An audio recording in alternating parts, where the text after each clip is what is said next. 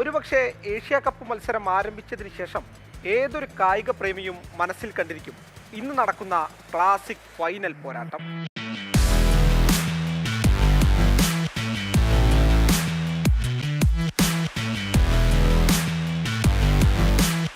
ടൂർണമെന്റിലെ ഗ്രൂപ്പ് റൗണ്ടിൽ 7 വിക്കറ്റിനും സൂപ്പർ 4-ൽ 6 വിക്കറ്റിനും പാകിസ്ഥാനെ തകർത്താണ് ഇന്ത്യ ഫൈനൽ പോരാട്ടത്തിന് എത്തുന്നത്.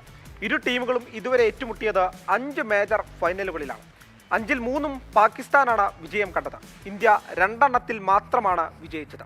ആദ്യം ഏറ്റുമുട്ടിയത് 1984-ലാണ് വേൾഡ് ചാമ്പ്യൻഷിപ്പിൽ. അന്ന് ഇന്ത്യ 8 വിക്കറ്റിന് വിജയം കണ്ടു. പിന്നീട് 1986-ൽ പാകിസ്ഥാൻ വിജയം സ്വന്തമാക്കി. 1994-ൽ ഏഷ്യ കപ്പ് ഫൈനലിൽ പാകിസ്ഥാൻ 39 റൺസിന് വിജയിച്ചു. പിന്നീട് ഏറ്റുമുട്ടിയത് 2007-ലെ വേൾഡ് കപ്പിൽ. അന്ന് ഇന്ത്യ 5 റൺസിന് വിജയിച്ചു. ഏറ്റവും ഒടുവിൽ 2017-ലെ ചാമ്പ്യൻസ് ട്രോഫി അത് പാകിസ്ഥാൻ സ്വന്തമാക്കി. ഏഷ്യ കപ്പിലെ ഏറ്റവും ഉയർന്ന സ്കോറും അത് ഇന്ത്യക്ക് തന്നെയാണ്. ഇത്തവണ ഏഷ്യ കപ്പിൽ ഇന്ത്യ പാകിസ്ഥാൻ മത്സരത്തിന്റെ തുടക്കം മുതൽ വിവാദങ്ങളായിരുന്നു. പാകിസ്ഥാനുമായുള്ള ആദ്യ മത്സരത്തിന് മുൻപും ശേഷവും പതിവ് ഹസ്തദാനമുണ്ടായില്ല. കാത്തുനിന്ന പാകിസ്ഥാൻ താരങ്ങൾക്ക് മുമ്പിൽ ഇന്ത്യൻ താരങ്ങൾ കഥകടച്ചു. ഓപ്പറേഷൻ സിന്ദൂറിന് ശേഷമുള്ള ഇന്ത്യയുടെ സുന്ദരമായ ജയം.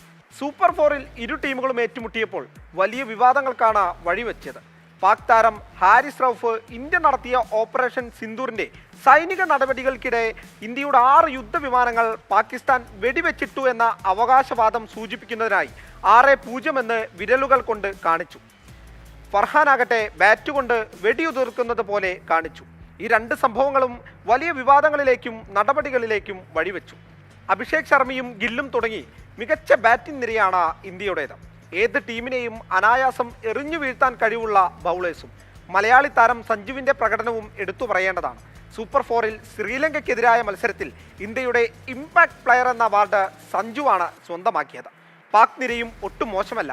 ഇനി ആ ക്ലാസിക്കൽ പോരാട്ടത്തിന് മണിക്കൂറുകൾ മാത്രമാണ് ബാക്കിയുള്ളത്. ആര് വീഴും ആര് വാഴും എന്നുള്ളത് നമുക്ക് കണ്ടുതന്നെ അറിയാം.